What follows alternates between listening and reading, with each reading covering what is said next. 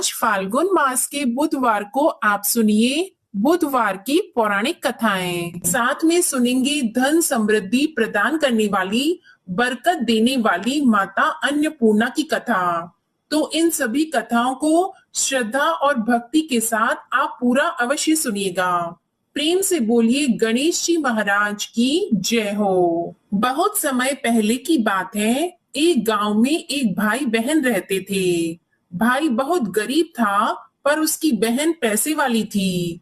जब बहन की ननद का विवाह था, तब बहन ने ना तो अपने भाई को विवाह में आने का निमंत्रण दिया और ना ही कोई चिट्ठी भेजी। भाई को बाहर वालों से पता चला कि उसकी बहन के ननद का विवाह है। भाई ने अपने गांव वालों को बताया। तब गांव वालों ने अपनी बहन से चुनरी, बिछिया और साड़ी जैसा जिनसे बन पड़ा कन्या के लिए दिया। भाई सारा सामान लेकर बहन के गांव पहुंचा। बहन के घर जाने पर बहन की देवरानी बोली, भाभी जी आपके भाई आए हैं। तो बहन ने पूछा, कैसे आए हैं और क्या पहना है? तब देवरानी ने कहा, पैदल आए हैं, फटी पगड़ी फटी धोती पहने हैं।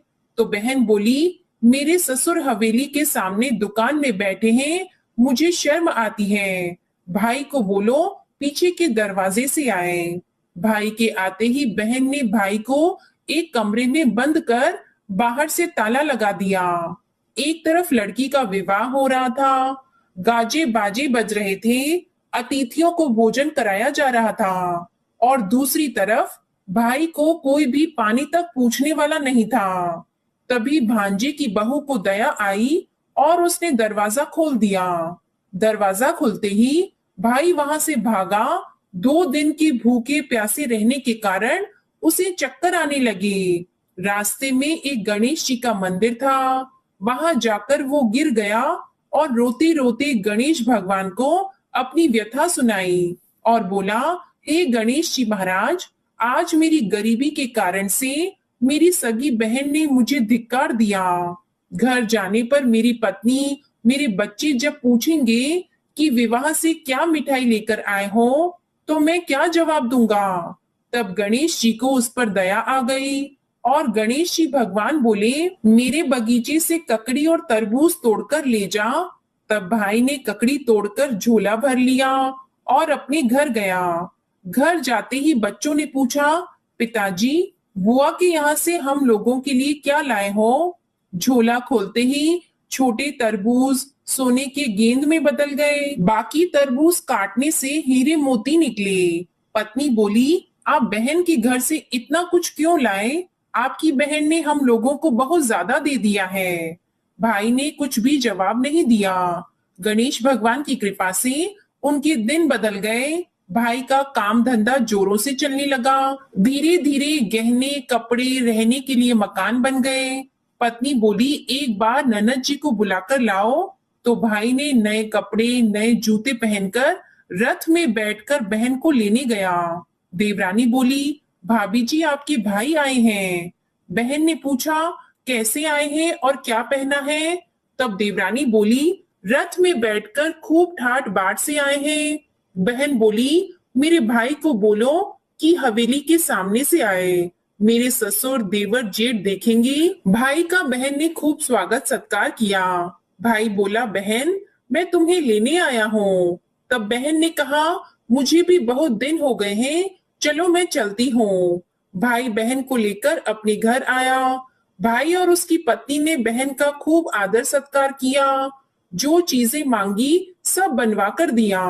बहन बोली, भाई मुझे एक जूते चाहिए। तब भाई ने मोची को बुलाया और कहा, मेरी बहन के लिए ऐसी जूती बनाओ जो मुंह से बोले। भाई ने बहन को बहुत सारा धन देकर विदा किया, पर अभी तक वह जूती नहीं आई थी। बहन रवाना होने लगी। तभी मोची जूतियां लेकर आया। बहन की जूती पहनते ही जूतियां बोली, निर्धन भाई की पैसे वाली बहन, गणेश जी का बगीचा नहीं होता तो आज क्या करती? बहन तब भाई की पत्नी से पूछने लगी, यह कहां से आवाज आ रही है? तभी भाई ने कहा, सुबह का समय है, कोई जीव जंतु बोल रहे होंगे। भाई ने घोड़े गाड़ी को जल्दी जाने को कहा। बहन के जाते ही पत्नी जिद करके बैठ गई कि जूतियां क्या बोल रही थी। तब पति ने अपनी पूरी आप बीती सुनाई कि कैसे बहन ने मुझे 2 दिन भूखा रखा, कमरे में बंद कर दिया था। भांजे की बहू ने दरवाजा खोला, तब मैं बाहर आया और गणेश जी के शरण में जा पहुंचा। गणेश जी की कृपा से हमारे दिन बदले हैं। उसने अपनी पत्नी को सारी बातें बताई। तब पत्नी बोली, अगर मुझे मालूम होता तो मैं आपकी बहन को कुछ नहीं देती। मेरा दिया हुआ सब कुछ वापस लेकर आओ। तब पति बोला, गणेश भगवान ने हमें सब दिया है। अगर वह मुझे भूखा प्यासा कमरे में बंद नहीं करती तो मैं गणेश भगवान के मंदिर में क्यों जाता? क्या मैं गणेश जी को अपना दुखड़ा सुनाता?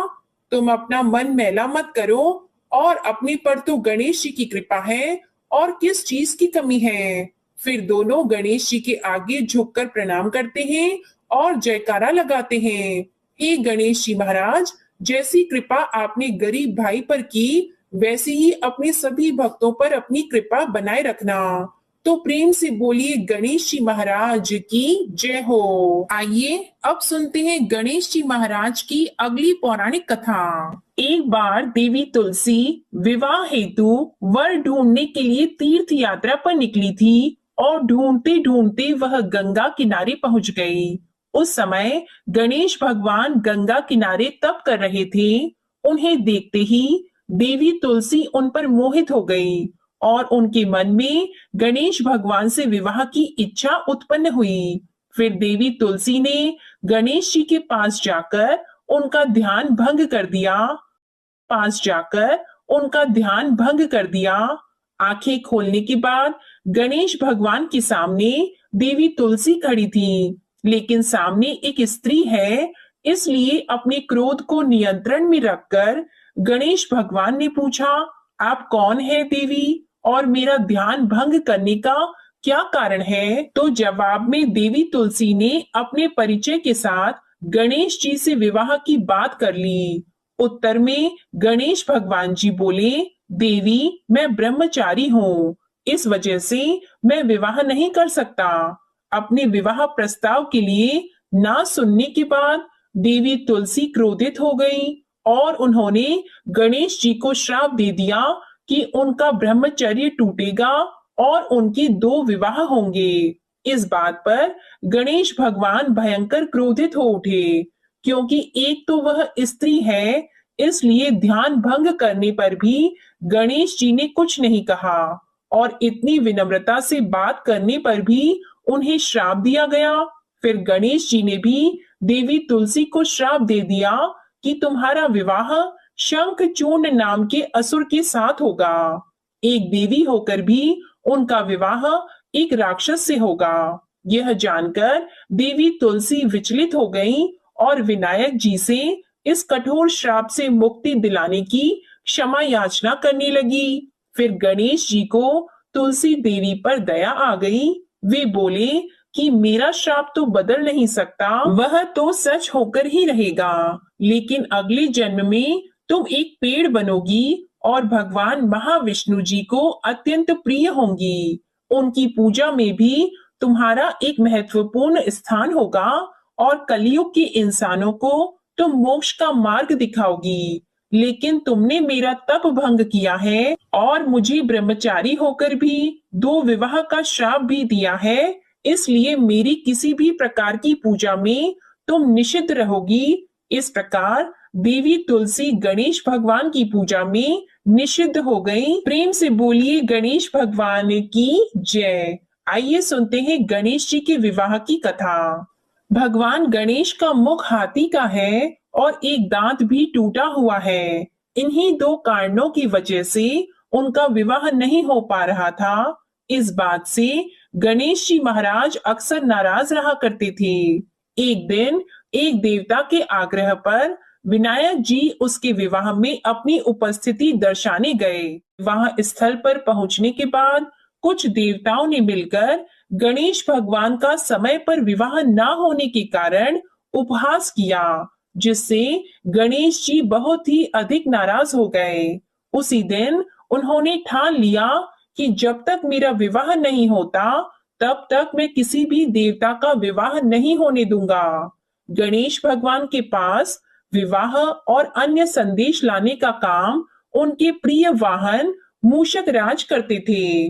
अब मूषक राज जब भी किसी देवता के विवाह का समाचार लाते तब गणेश जी उसे आदेश देते और मूषक राज अपनी सेना के साथ जाकर उस विवाह के मंडप को गिराकर तहस नहस कर देते और बारातियों को भी भगा देते।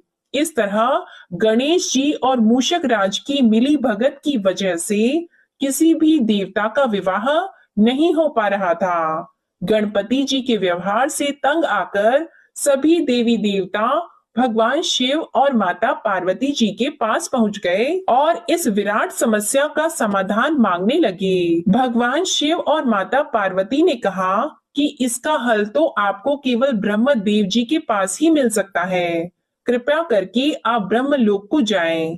तब माता पार्वती और महादेव जी को प्रणाम करके सभी देवी देवता ब्रह्मा जी के पास प्रकट हुए। देवताओं की समस्या को ठीक से सुनने के बाद ब्रह्मा जी ने अपनी योग शक्ति से 2 कन्याओं का निर्माण किया। कन्याओं का नाम था रिद्धि और सिद्धि। वह दोनों ब्रह्मा जी की मानस पुत्रियां थीं।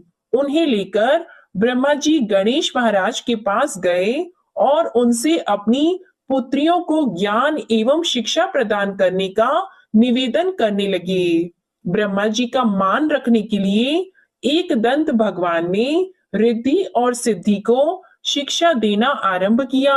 फिर उस दिन के बाद से जब भी मूषक राज किसी विवाह की खबर लेकर आते हैं उस वक्त रिद्धि और सिद्धि गणेश जी को अपनी बातों में उलझा कर रखती थी। इस तरह गणेश जी का ध्यान किसी और विषय पर रहता और दूसरी तरफ देवताओं का विवाह संपन्न हो जाता। एक दिन बुद्धि के देवता भगवान गणेश जी को यह बात समझ आ गई, लेकिन उनके क्रोध में आने से पहले ही ब्रह्मदेव अपनी दोनों पुत्रियों के साथ वहां पर प्रकट हो गए। रिद्धि और सिद्धि को सामने देखते ही गणेश जी का क्रोध बढ़ने लगा, किंतु विनायक जी के मुख से कोई भी शब्द निकलने के पहले ही भगवान ब्रह्मदेव ने कहा, हे गणेश जी। भगवान ब्रह्मदेव ने कहा, हे गणेश जी, आपने स्वयं ही मेरी पुत्रियों को शिक्षा दी है और अब मुझे इन दोनों के विवाह योग्य कोई वर नहीं मिल रहा। मेरी आपसे विनती है कि आप ही रिद्धि और सिद्धि से विवाह करके मुझे धन्य कीजिए। परमपिता ब्रह्मदेव जी की शांत वाणी को सुनकर गणेश जी का क्रोध शांत हो गया और वे उस विवाह प्रस्ताव के लिए हंसी खुशी राजी हो गए। विवाह के बाद अपनी दोनों पत्नियों से उन्हें 2 पुत्र प्राप्त हुए जिनका नाम रखा गया शुभ और लाभ। तो प्रेम से बोलिए भगवान गणेश जी की जय। आइए अब सुनते हैं गणेश जी की पूजा पाठ में सुनी जाने वाली पौराणिक कथा। एक गांव में एक सेठ और सेठानी रहते थे। वे बहुत ही धार्मिक प्रवृत्ति के थे और वे गणेश जी के अनन्य भक्त थे। वे दोनों बिना चूके हर बुधवार को गणेश जी का व्रत रखते थे और शाम को ब्राह्मणों को भोजन कराने के बाद अपना व्रत खोलते थे। सेठ जी का काफी बड़ा परिवार था। वे सब आपस में बड़े प्यार और भाईचारे से रहते थे, लेकिन सेठानी और सेठ की कोई संतान नहीं थी। इस विषय पर परिवार और गांव के लोग आपस में बहुत बातें किया करते थे। सभी लोग सेठानी को बांझ बुलाते थे। ये सभी बातें सुनकर सेठ और सेठानी बहुत दुखी होते थे। एक बुधवार के दिन सेठ और सेठानी भगवान गणेश जी की पूजा संपन्न करा के मंदिर से बाहर आ रहे थे।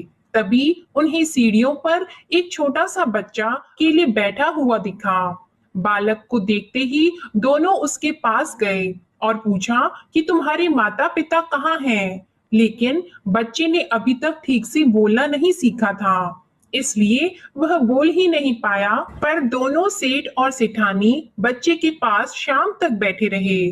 तब तक पंडित जी और सेठ जी और उनके नौकरों ने आसपास जाकर बच्चे के माता पिता को खोजने की कोशिश की, लेकिन उन्हें बच्चे के माता पिता या बच्चे खोने की कोई खबर ही ना मिली। फिर पंडित जी ने सेठ और सेठानी को वह बच्चा अपने घर ले जाने के लिए कह दिया। साथ में ये भी कहा कि अगर बच्चे के माता पिता यहाँ पर आते हैं तो मैं स्वयं उन्हें आपके पास ले आऊंगा। तब सेठ और सेठानी की खुशी का ठिकाना नहीं रहा। वे दोनों खुशी खुशी उस नन्हे बालक को अपने साथ घर लेके गए। सेठानी ने बच्चे का नाम अपने आराध्य भगवान श्री गणेश जी के नाम पर गणेश रख दिया और बड़े ही प्यार और दुलार से उसका पालन और पोषण करने लगे। कुछ दिनों के बाद उसी गांव में एक ठग पति पत्नी आए। उनका इरादा गांव के सबसे अमीर आदमी को ठगने का था। वे दोनों ठग गणेश मंदिर की सीढ़ियों पर बैठकर सोच विचार कर रहे थे। तभी वहां पर पंडित जी आ गए और गांव में अनजान लोगों के दिखते ही उनसे पूछा कि क्या आपका बच्चा खो गया है। दोनों चोरी चकारी के लिए बहाना ढूंढ रहे थे, इसलिए उन दोनों ने तुरंत ही हाँ कह दिया। तब पंडित जी ने कहा कि चिंता की कोई बात नहीं है, आपका बच्चा एक सेठ जी के घर पर पल रहा है। पंडित जी उन दोनों ठग को सेठ जी के घर पर ले गए। गणेश के माता पिता आ गए हैं, यह खबर सुनकर सेठ और सेठानी बहुत दुखी हुए। सेठ जी ने उन दोनों पति और पत्नी को एक रात के लिए अपने अतिथि गृह में ठहराया। अब वह दोनों ठग सिर्फ मौके की फिराक में ही थे। उसी रात सभी लोग सो जाने के बाद वे ठग एक एक करके सभी कमरों की तलाशी करने लगे। फिर वे दोनों तिजोरी वाले कमरे में पहुंच गए। छानबीन के वक्त होने वाली छोटी मोटी आवाजों से सेठ जी का एक नौकर जग गया और आवाज की दिशा में तिजोरी वाले कमरे के नजदीक आ गया। उसने चुपके से अंदर जब झांक कर देखा तो दोनों ही मेहमान कीमती सामान चुरा रहे थे। नौकर ने ये देखते ही धीरे से उस कमरे के बाहर की कुंडी लगा दी और चोर चोर बोलकर पूरे घर में हल्ला मचा दिया।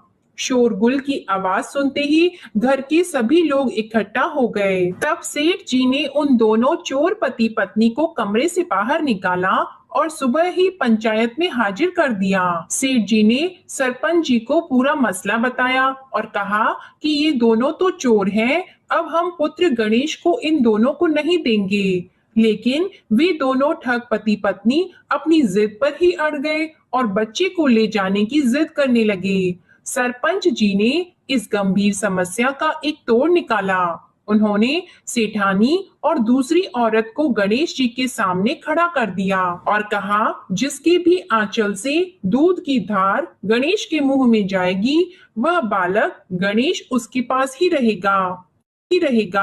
फिर वे दोनों अपने अपने आंचल मुंह के सामने फैलाकर खड़ी हो गई।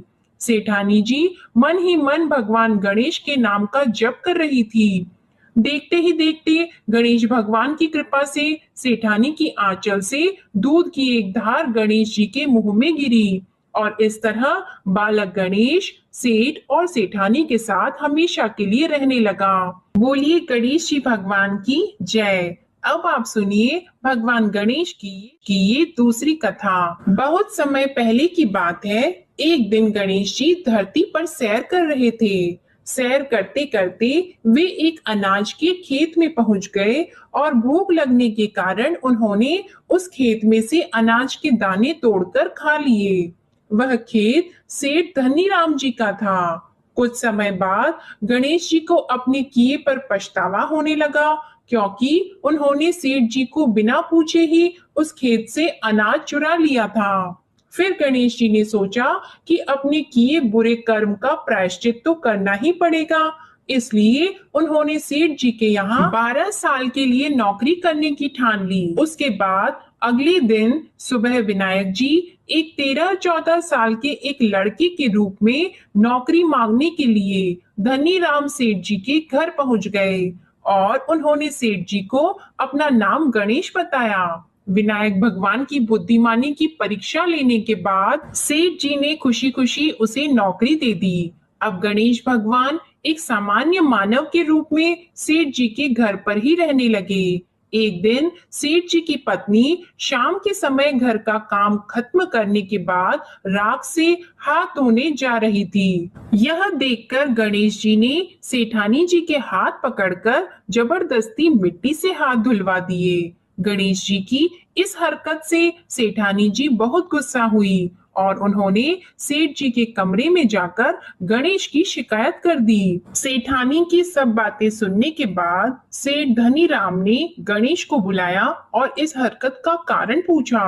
तब गणेश जी बोले कि सेठानी शाम के समय राख से हाथ धो रही थी और ऐसा करने से घर की लक्ष्मी नाराज होती है, इसलिए मैंने उनके हाथ मिट्टी से धुलवा दिए। इससे घर पर माता लक्ष्मी की कृपा बनी रहेगी। यह सब सुनकर सेठ जी ने सोचा कि गणेश जी की सोच तो बहुत अच्छी है। इसके कुछ दिनों के बाद कुंभ मेले का शुभ अवसर आया।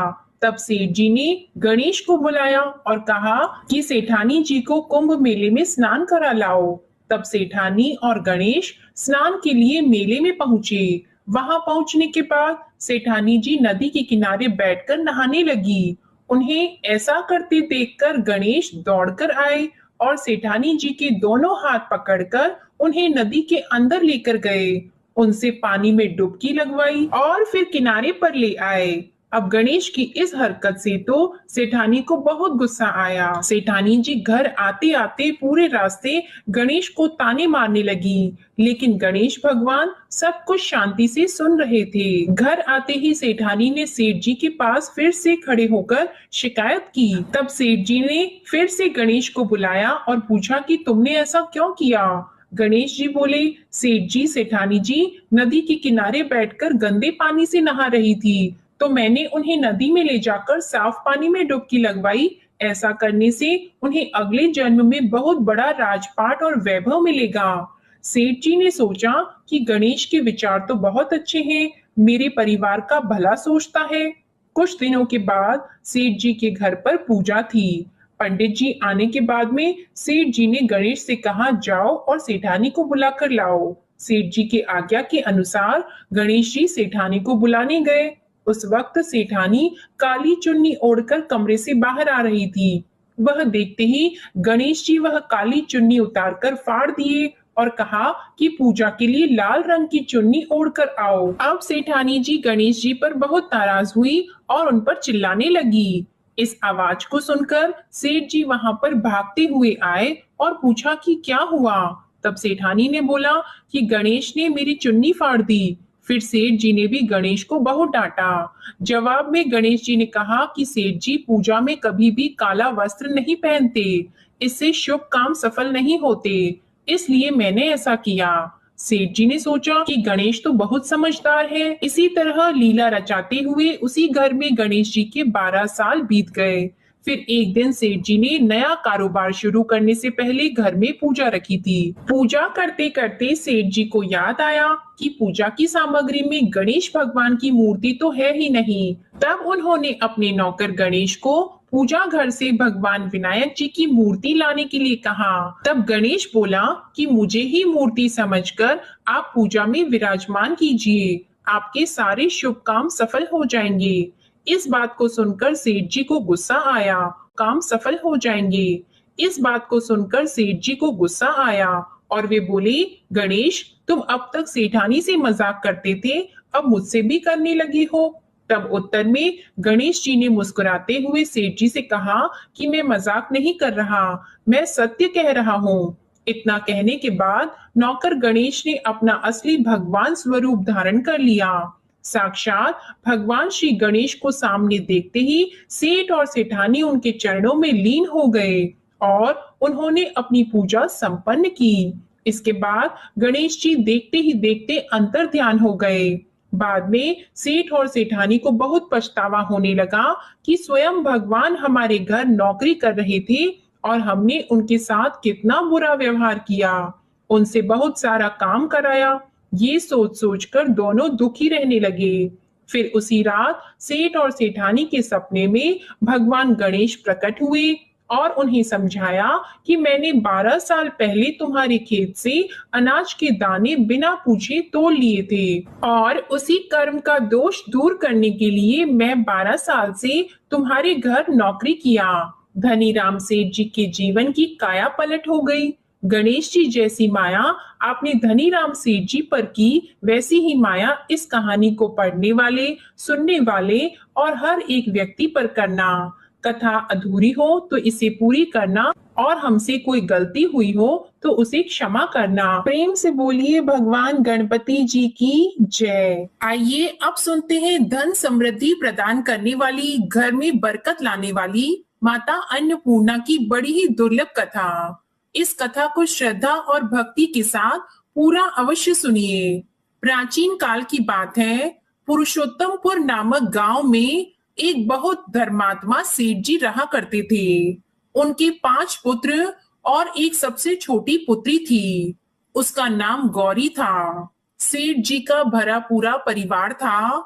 सेठ जी ने अपने सभी 5 पुत्रों का विवाह कर दिया था और जब छोटी बेटी गौरी विवाह के योग्य हुई तो उन्होंने उसका विवाह एक दूसरे नगर के अपने ही समान धनी परिवार में कर दिया।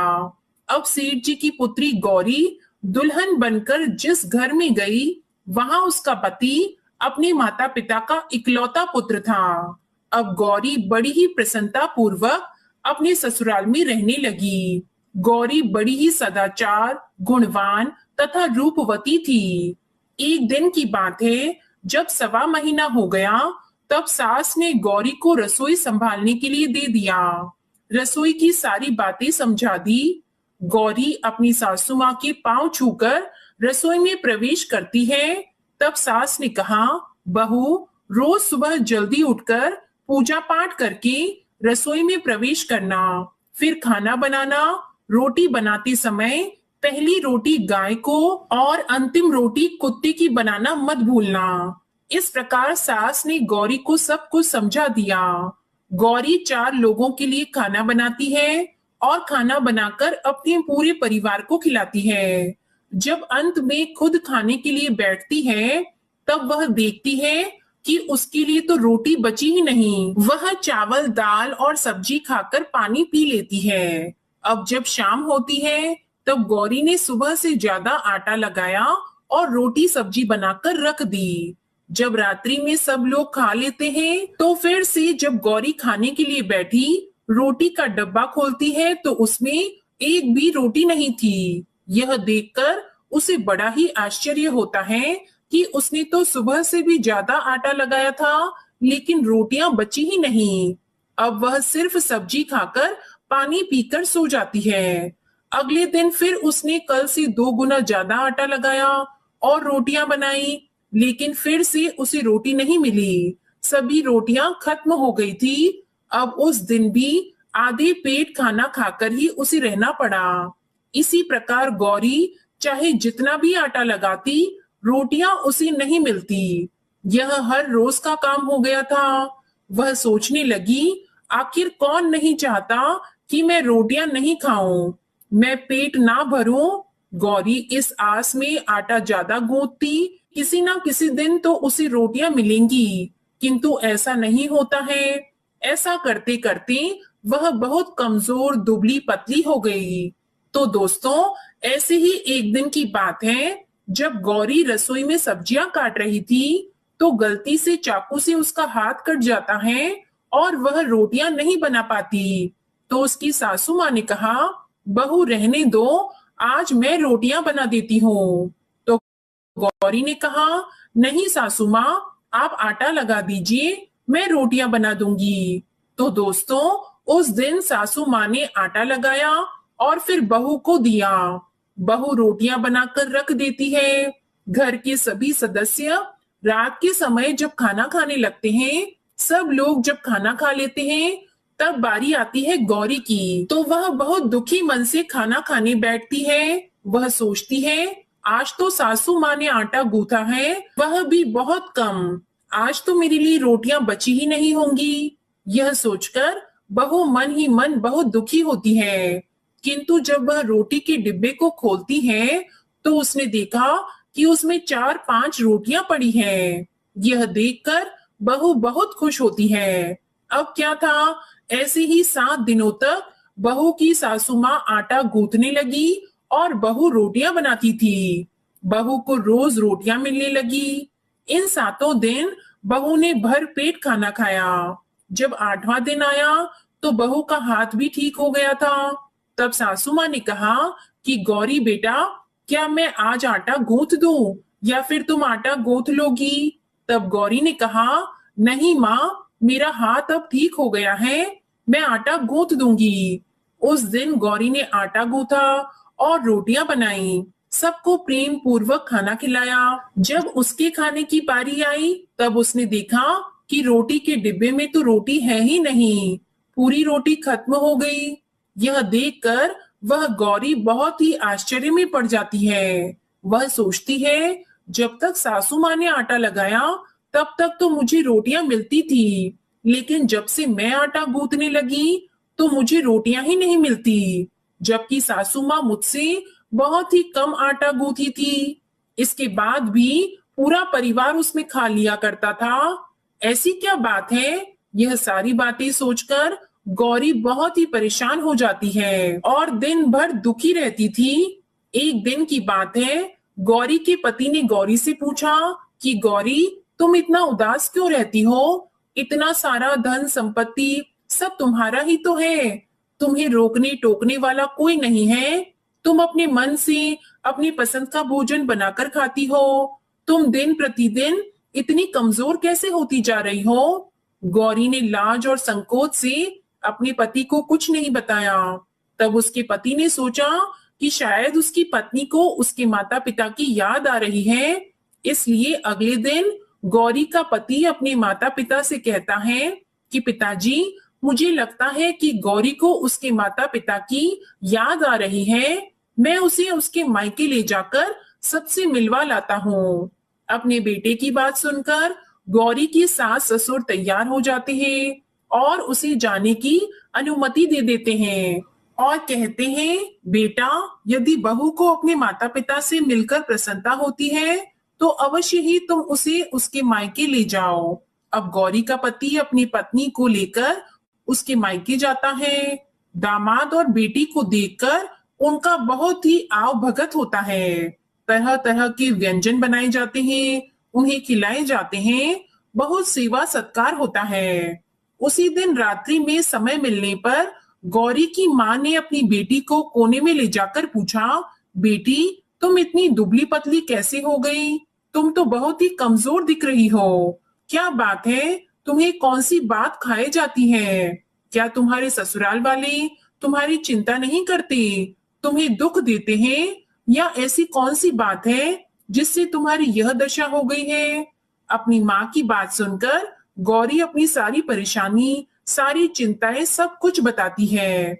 अपनी बेटी की बात सुनकर गौरी की माँ ने कहा, बेटी, हमें लगता है माता अन्नपूर्णा तुमसे नाराज हो गई है। इस विषय में तो मैं कुछ नहीं कर सकती, क्योंकि तुम्हारे ससुराल में हमारा बोलने का कोई अधिकार नहीं है। इसलिए मैं तो कहूंगी कि तुम यहाँ से जाने के बाद इस विषय में अपनी सास और ससुर से बात करना, वही कुछ हल बताएंगे और तुम्हारी समस्या का समाधान होगा। बेटी, माँ अन्नपूर्णा जिससे नाराज होती है उसके साथ ऐसा ही होता है। अब अपनी माँ की बातें सुनकर गौरी निश्चय करती है कि वह सारी बातें अपनी सासू माँ से कहेगी। अब जब सुबह का समय होता है तो गौरी अपने माता पिता से विदाई लेकर अपने ससुराल आ जाती है और ससुराल आने के बाद वह अपने सास ससुर और पति से सारी बातें कह सुनाती है। वह कहती है, माँ जी, जब से मैंने रसोई संभाला है, मैं खाना बनाती हूँ, तब से मुझे एक भी दिन रोटियां नहीं बचती। मैं बिना खाए ही सो जाती हूँ, किसी किसी दिन पानी पीकर ही सो जाती हूँ, किसी किसी दिन चावल सब्जी खाती हूँ, रोटी तो मुझे मिलती ही नहीं है। और माँ जी, आपको याद है मेरा हाथ कटा था, तब आप उस समय आटा गूंथा करती थी और वह भी बहुत कम, फिर भी मेरे लिए रोटियां बचा करती थी और मैं भर पेट खाना खाती थी। लेकिन अब जब मेरे हाथ का घाव ठीक हो गया, तब से मैं फिर से आटा गूंथने लगी और रोटियां बनाने लगी। अब मेरे लिए फिर से रोटियां नहीं बचती, मैं आधे पेट ही खाना खाती हूँ। अपनी बहू की बातें सुनकर सास को सब कुछ समझ में आ गया। उसने कहा, बहू, यह शायद मेरी ही गलती है। मैंने तुम्हें सब कुछ बताया, सब कुछ सिखाया, लेकिन एक बात तो बताना भूल ही गई। ऐसा कहकर सास अपनी बहू का हाथ पकड़कर गौरी को रसोई में ले जाती है। एक परात में आटा निकालकर उस आटे को अच्छे से गूंथती है। गूंथने के बाद उस गूंथे हुए आटे पर अपनी उंगलियों की 5 छाप लगा देती है और कहती है कि बहू, यह माँ अन्नपूर्णा का छाप होता है, उनका चिन्ह माना जाता है। आटा लगाने के बाद कोई भी स्त्री इस तरह छाप लगाती है तो उसके घर में बरकत होती है। इसका अर्थ यह है कि माँ अन्नपूर्णा की कृपा सभी परिवार वालों पर बरसे और कोई भी सदस्य भूखे पेट न सोए। बहू, मैं तुम्हें ऐसा बताना भूल गई। तुम आटा लगाते वक्त आटे पर अपनी 5 उंगलियों का छाप छोड़ देना और माँ अन्नपूर्णा तुम्हारे ऊपर अवश्य ही कृपा करेंगी। तुम कभी भी खाली भूखे पेट नहीं सोगी। यह बरकत का चिन्ह होता है। अब अपनी सासू माँ की बात सुनकर बहू हर रोज आटा गूंथती और फिर उस पर अपनी 5 उंगलियों की छाप छोड़ देती और फिर रोटियां बनाती। अब बहू को हर रोज रोटियां मिलने लगी। वह भर पेट भोजन करने लगी और स्वस्थ भी हो गई। माँ अन्नपूर्णा की कृपा उस पर बरसने लगी। उसके हाथ में माँ अन्नपूर्णा का वास हो गया। घर पर कोई भी सदस्य भूखा नहीं रहता और जो कोई मेहमान आता या कोई भी भीख मांगने के लिए भिक्षुक आता, उसे भी वह खाना खिलाकर ही घर से विदा करती।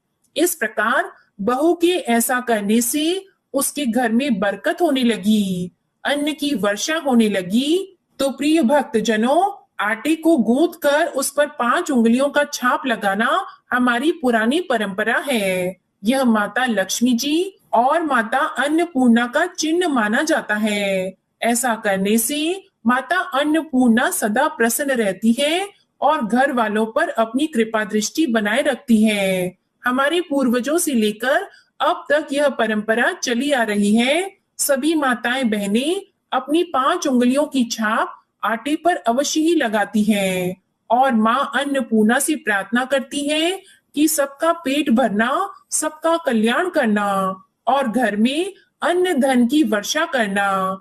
तो प्रेम से बोलिए, अन्नपूर्णा माता की जय। ओम नमः शिवाय। जय माता दी, जय भोलेनाथ। ओम श्री गणेशाय नमः। आज की कथाएं अगर आपको पसंद आती है तो हमारे चैनल को सब्सक्राइब करके बेल आइकन जरूर प्रेस करिएगा और वीडियो को लाइक कीजिएगा। कमेंट में गणेश भगवान और अन्नपूर्णा माता की जय भी जरूर लिखिएगा।